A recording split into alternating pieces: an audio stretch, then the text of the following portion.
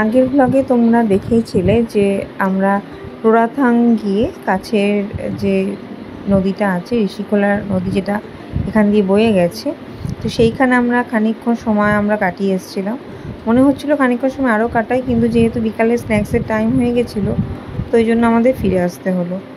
আর প্রথমে এসে আগে ঠান্ডা এক গ্লাস জল খেয়ে নিলাম, আর তারপরে দিয়ে দিয়েছে আমাদের পছন্দের মোমো, যেটা আমরা আগের দিনই খেয়েছিলাম। মানে আমরা যখন এনজেপি থেকে সিলারিগাঁওয়ের দিকে যাচ্ছিলাম, তোমরা দেখেছিলে প্রথমের ব্লগে যে আমরা মেয়োনিজ মোমো অর্ডার করেছিলাম। আর মোমো আমাদের সকলের কম বেশি খুবই প্রিয় একটা জিনিস। মোমো ভালোবাসে না এমন মানুষ নেই, তো তাদের মধ্যে আমরা চারজন তো অন্যতম যে মোমো ভীষণ ভালোবাসি। আর দিয়ে দিয়েছে আমাদের সামনে এর সুন্দর মোমো, আর তার সাথে বাড়িতে বানানো সস। ওটা খেতে খেতে হয়ে গেছিলো সন্ধ্যা। তারপরে আমাদের কাছে চলে এসেছিলো চা, আর চাটাও এতটাই ভালো লাগছিলো, মানে ওখানে গিয়ে আমাদের সব খাবারই বেশ ভালো লাগছিলো। যদি গোপালদা চা খায় না বলে দিদিকে আবার একটু চা দিয়ে দিল। তারপর আমরা খাওয়া দাওয়া করে একটুখানি ভাবলাম সামনেটা একটু ঘুরে আসা যাক। আর আমাদের হোমস্টের বাইরেটা সন্ধ্যাবেলা ভিউটা এরকম, এত সুন্দর গাছপালা, সুন্দর কালারিং লাইট, তাও তো সব কটা লাইট জ্বলেনি, দুটো একটা দেখলাম মিসিং আছে। তো আমরা ভাবলাম যে কাছে একটু মার্কেটের দিকে যাওয়া যাক। সন্ধ্যার স্ন্যাক্সটা খেয়ে তারপর আমরা বেরিয়ে পড়েছি একটু কাছাকাছি মার্কেট। ভাবলাম যে ঘরে বসে কি করব, একটু বেরোনো জায়গা, যেহেতু সামনে ছোটোখাটো মার্কেট আছে, তাই আমরা বেরিয়ে পড়েছি। আর ইভিনিং স্ন্যাক্সটা জাস্ট অসাধারণ ছিল, মানে দিদি খুব ভালো মোমোটা দারুণ দারুণ। আরে আমরা যেহেতু সব প্যাকিংয়ের সময় সবটাই করা হয়েছিল, কিন্তু হ্যান্ড গ্লাভস সবার জন্য নিয়ে আসা হয়নি। তো ভাবছিলাম যে হ্যান্ড গ্লাভস দুটো একটা জিনিস আমাদের দরকারি পাওয়া যেত তো ভালো হতো, কিন্তু সেরকম কিছু আমরা দেখলাম না, এই জন্য আমরা ফিরে যাচ্ছি আবার। কিন্তু দেখলাম অনেক জায়গায় লাইটটাও চলে গেছে, মানে কিছু কিছু জায়গায় লাইটও নেই। তারপর চলে এলাম আমরা আমাদের হোমস্টেতে, আর এসে আমরা সবাই মিলে চেঞ্জ করে নিলাম, আর দিয়ে আমরা এখন চলে এসেছি দিদিদের রুমে সন্ধ্যাবেলা একটু গল্প করতে। একটু বাইরে ঘুরে চেঞ্জ করে আমি চলে এসেছি, আর এখন এসে গেছি দিদিদের রুমে। আর এখন চিপস আর গাজা নিয়ে এসেছি বাইরে থেকে, সেগুলো খাওয়া হচ্ছে।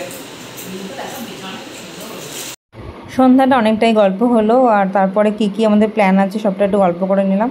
আর এখন আমরা যাব আমাদের রাতের ডিনার সারতে।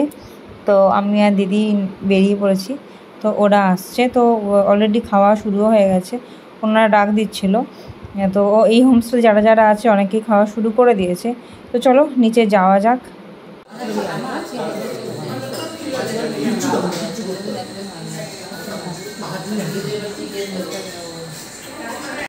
তারপর নিচে এসে আমরা আমাদের মতো একটু গল্প শুরু করেছিলাম চারজনে মিলে।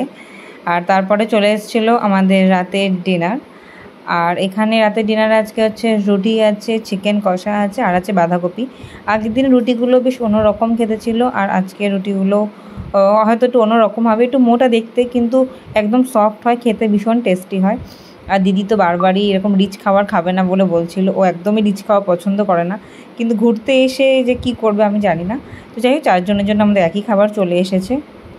আগের দিন যেমন রুটি পাল্টে ভাত নিয়েছিল, কিন্তু আজকে চারজনের একই খাবার। আর এই হানিমুনে এসে আমরা যেটা একদমই মিস করতে চাইনি, মানে ম্যান্ডেটারি আমাদের খাওয়ার সময় পেঁয়াজ আর লঙ্কা সব জায়গাতে দিয়েছে। আর গোপালদা আর আমি তো ভীষণই ভালো খাচ্ছি রুটির সাথে, ভাতের সাথে।